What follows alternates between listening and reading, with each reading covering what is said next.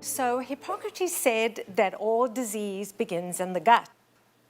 And so I have no actual or potential conflict of interest in relation to this program or presentation. So if Hippocrates said that all disease begins in the gut, I want to know, is your microbiome the missing link to your health? Do you know what the microbiome is? The microbiome, the resident microbes in our body, collectively are called the microbiome. And in 2008, the National Institute of Health launched the Human Microbiome Project with the goal of identifying and sequencing the genomes of the microbiota that are found in the human body. And with this information, the scientists hope to develop a greater understanding of how changes in the human microbiome affect human health and also disease. There are 1,000 known bacteria in the microbiome with more than 3 million genes. I could talk about that for a long, long time. The microbiome actually is consisting of all the microorganisms that reside in the skin, the saliva, and the oral mucosa, the conjunctiva, and the gastrointestinal tract. That all comprises of the microbiome.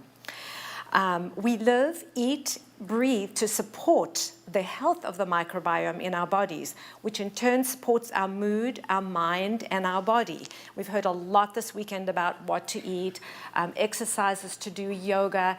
All of this plays a part in our microbiome. And we know that inflammation is the root of all disease. So what causes this inflammatory reaction? And where does the inflammation come from?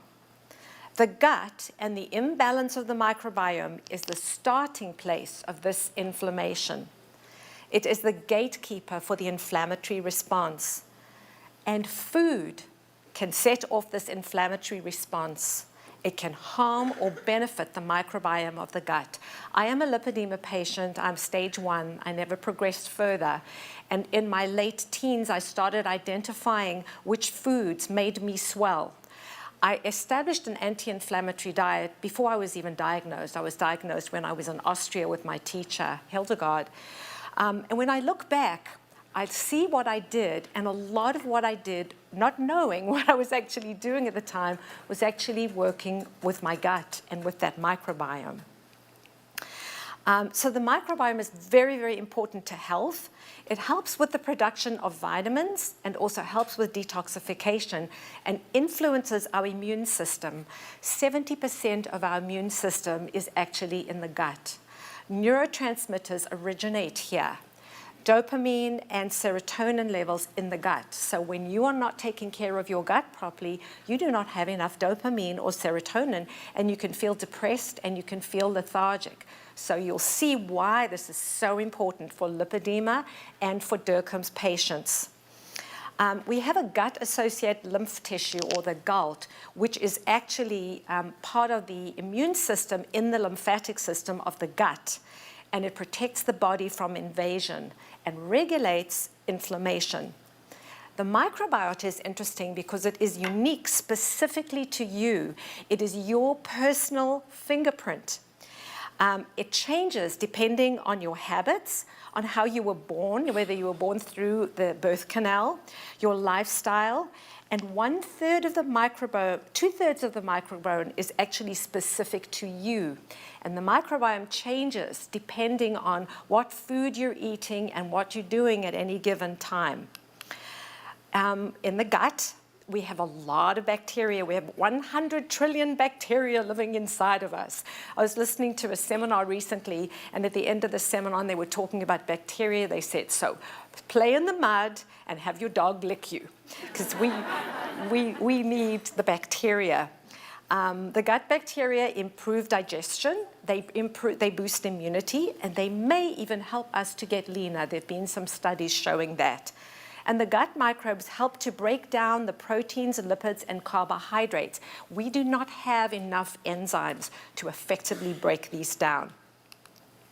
And so for gut ecology, we want to have a healthy gut bacteria, which we're going to talk about how we can sustain that and what can actually make it worse.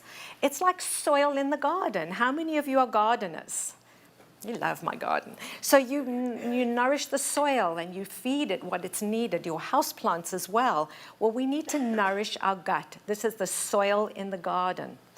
The bacteria in the microbiome are vital to our health. And they are so connected to brain function. And you know, we sometimes say, I had a gut feeling, or I could just feel it in my gut. Well, you can. The vagus nerve is in the gut and then connects with the brain. Isn't this amazing how important our gut is? And we tell you what to eat, but now I'm telling you why and what that's doing. Because inflammation begins in the gut, and there can be increased gut permeability. Certain foods that you eat can cause leaky gut syndrome and increased gut permeability, which then causes all kinds of other problems. And the gut microbiota changes promote obesity, increase inflammation, and impair estrogen regulation. The bioterrain is the environment of your body. Everything that you have done, actually all your thoughts as well, coming from the brain, what you're eating, how you're exercising, who you surround yourself will affect this bioterrain. And we want to keep the terrain really, really strong in order to have optimal health. And the way you live and eat will affect that. You want to eat nutrient-dense foods and have good digestive capabilities if you eat the foods that are correct, and stress management, because stress can actually change the microbiome as well.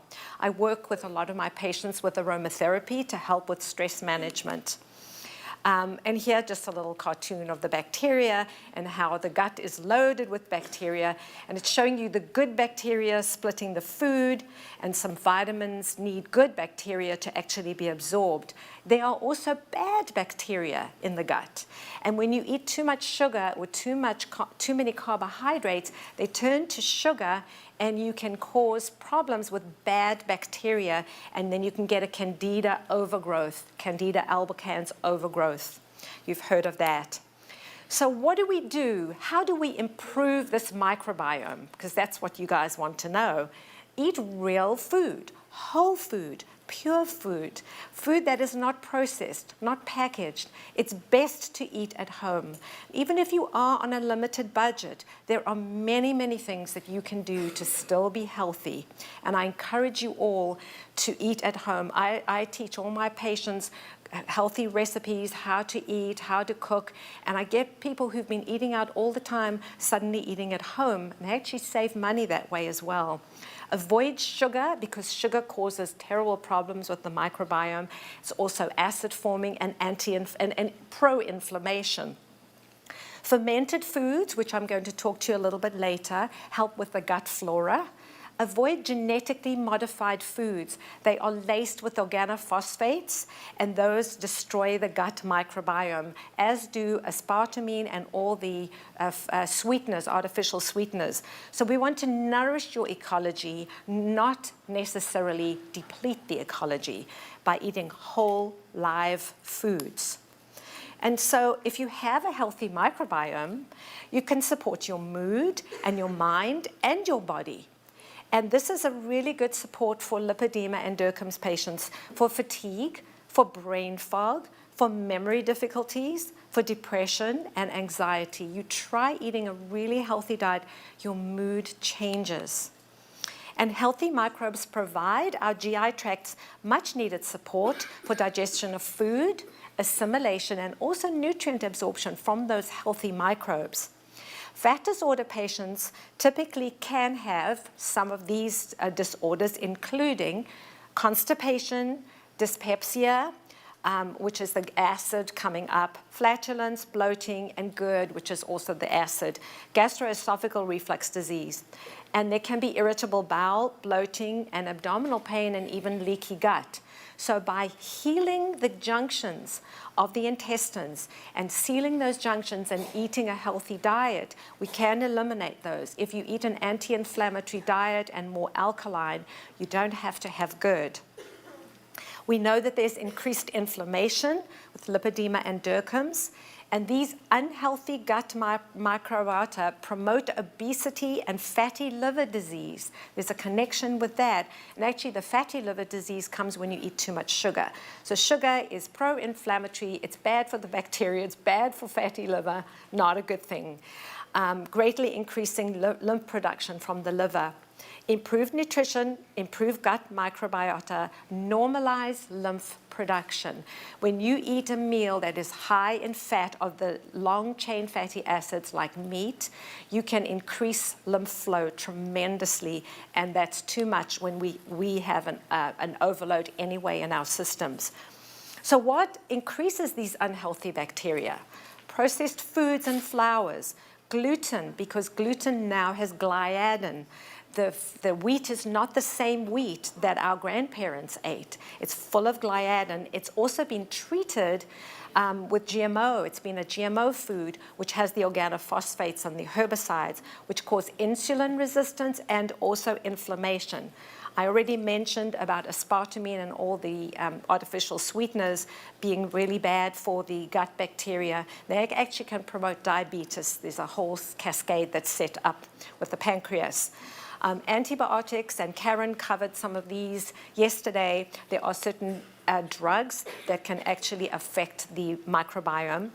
So NSAIDs, acid blockers, and causing yeast overgrowth. If you do need to be on antibiotics, you need to have a very, very good probiotic to help offset that so you don't have a yeast overgrowth.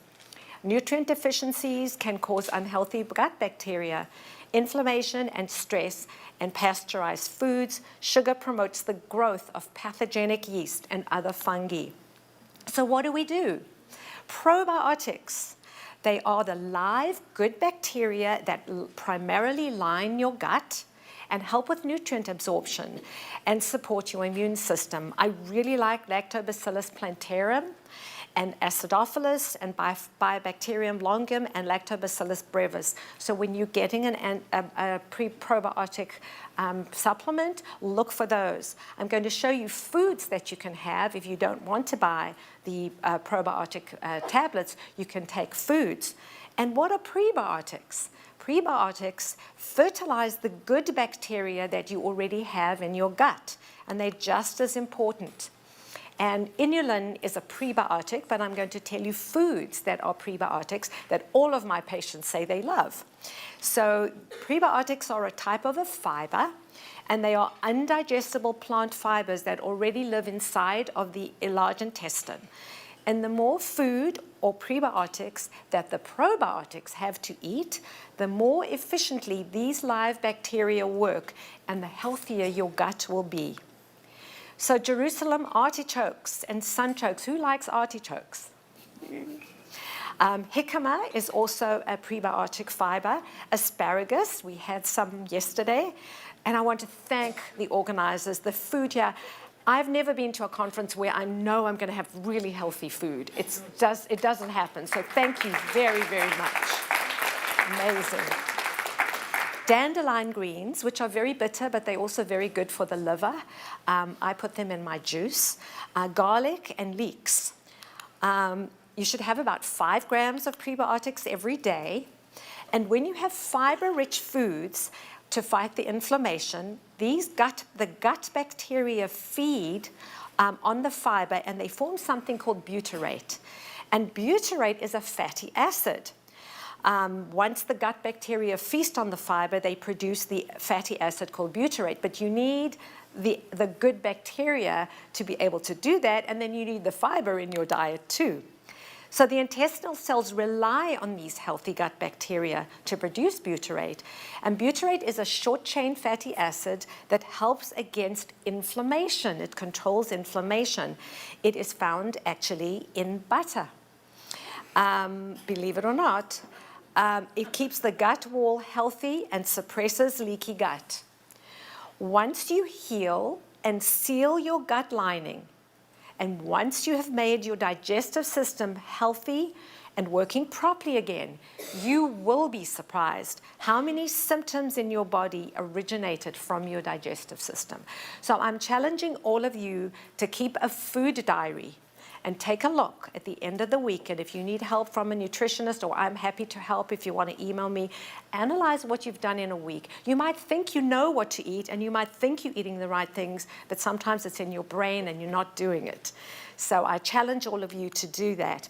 And this is leaky gut. And leaky gut affects 80 to 90% of people, and it is the root cause of many diseases. And we have this inflammation, these undigested food particles, which actually pass through the blood vessels and into the body. Most dietary fats are long-chain fatty acids. Meat is a long-chain fatty acids, and they are absorbed by the lymphatics in the intestine. So we have these lacteals, which have villi. The villi have lacteals in the small intestine, and those are actually lymphatic vessels. And the long-chain fatty acids go through those.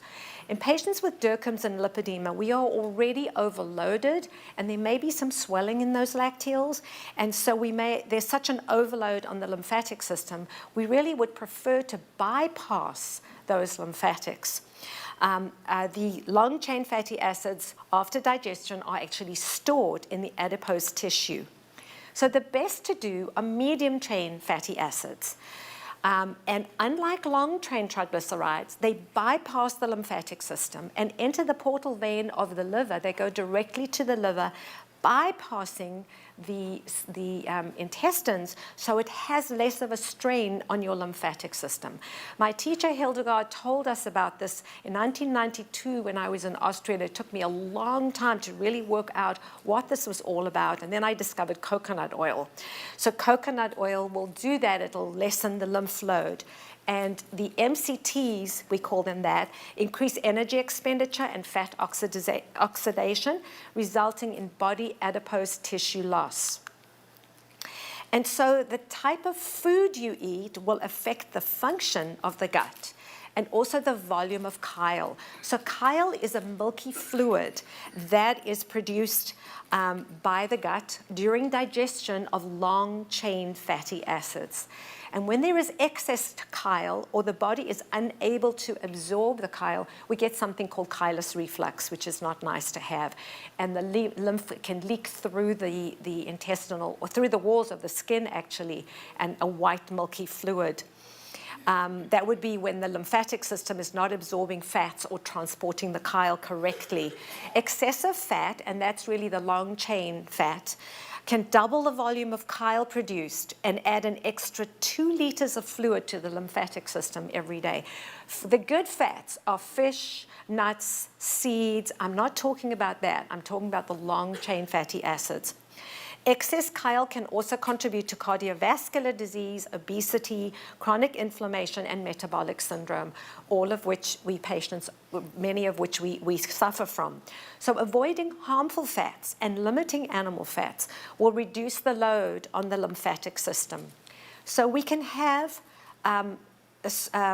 soluble fiber, which will increase the levels of butyrate. And remember, the butyrate is a medium-chain fatty acid, which reduces inflammation. So buckwheat and millet, and I don't know what happened. I did have quinoa in that slide, but it somehow got out of there. Amaranth and millet, these are the seed grains. And the seed grains are easy to digest, are good soluble fiber, and they help with the levels of butyrate. Insoluble fiber is also good. Those are your green leafy vegetables. So how do we increase the levels of butyrate? We eat foods that feed the bacteria, eat grain-like seeds, buckwheat, quinoa, millet, and amaranth, and then eat foods rich in beneficial bacteria, such as kefir and kimchi. I was off of dairy for 20 years. Now I've started eating a kefir because of the probiotics. I've chosen to do goat kefir, so I didn't want to go back to the dairy. And kimchi, and there are also cultured vegetables and sauerkraut, because the beneficial microbiota will actually release anti-inflammatory messengers and dampen the inflammatory response. So having coconut, I do all my cooking with coconut oil, and then I use olive oil in my salads. Sprouted seeds, and I think Karen spoke about this yesterday, chia seeds, flax seeds, and hemp seeds. I make a smoothie every morning, and I put chia, flax, and hemp, which I grind up every day, into the smoothie. Omega-3 fats, grass-fed beef if you need to eat beef, and wild-caught fish like salmon will support the microbiome. And here is goat kefir, and then cultured vegetables, sauerkraut, and kimchi. Kimchi's got really funny smell, so when I have it, my husband doesn't want to be in the room. Some people don't like that. But you can have sauerkraut, and the sauerkraut really needs to be naturally fermented sauerkraut, not the kind that's been cooked with vinegar and salt. It's got to be naturally fermented, and then we're going to help those healthy bacteria. Non-GMO products, I mentioned it earlier, please. There is a non-GMO label on some foods. Actually, it just says it's the GMO. There's a thing that's labeled. The labeling didn't pass, but there is something that you can see that it's non-GMO on certain foods. Eliminate your artificial sweeteners and drastically reduce the intake of carbohydrates and sugars. You can have carbohydrates in vegetables. I'm not saying to never have carbohydrates. But sugar creates an imbalance in the gut bacteria associated with inflammation and with bacteria. This was in Time magazine many years ago. Inflammation is the silent killer, and these are all the comorbidities that many of our people speaking have mentioned. So to summarize, the microbiome is vital to your health. Gut microbiome changes promote obesity, increase inflammation, and impair estrogen regulation. And we really think that the estrogen plays a huge role in lipedema patients. Improved nutrition, improved gut microbiota, normalize lymph production. Processed food, sugar, increase unhealthy gut bacteria. Probiotics, live good bacteria that live in your gut are very important. Prebiotics fertilize the good bacteria that you already hopefully do have in your gut. And fiber-rich foods fight inflammation, quinoa, millet, amaranth, and buckwheat. And the gut bacteria produce butyrate, which is a short-chain fatty acid. When you give it good fiber, digestion is good with medium-chain triglycerides. And then have fermented foods, avoid GMO, sugar, and carbs, and create, because those create the imbalance in the gut. And then, not least, I wanted to tell you to remember to breathe deeply, and we've had some wonderful classes with our beautiful, wonderful Edalie. Breathe deeply, and when you breathe, you're actually moving lymph. Laughter, which we did with Karen today, was really great. Laughter, actually, you're moving your lymphatics when you laugh, and you actually, when you're doing that, you're increasing serotonin, and you're helping your whole body and your microbiome. Get enough sleep and rest. Work on your emotions. It's hard. Some days are really, really hard, but work on your emotions because it helps a lot to be positive and have gratitude. There's always something to be grateful for in the world. I have my patients write a gratitude journal. So every night before they go to sleep, they write 3 things that they were grateful for that day. And it could be as simple as, I took a walk, the sun was shining, it was beautiful. And then when you don't feel so good, you go back to your gratitude journal. All of this actually helps your microbiome. Take an aromatherapy bath for relaxation if you can, bathe. If you can't, you can blend the oils in a lotion. And then I'm going to a quote from my favorite author, Michael Pollan. He wrote a book called The Omnivore's Dilemma. And he says right in the front of the book, eat food, not too much, mostly plants, and don't eat anything that your great-grandmother would not recognize. Yeah. So in one of his books, he also says, if it comes from a plant, eat it. If it comes from a plant, eat it. If it was manufactured in a plant, don't. Yeah. And he also talks about if it was served through the window of your car, don't eat it. Yeah, you should look at his books. He's fantastic. So I want to thank you very, very much, and I want to just inspire all of you.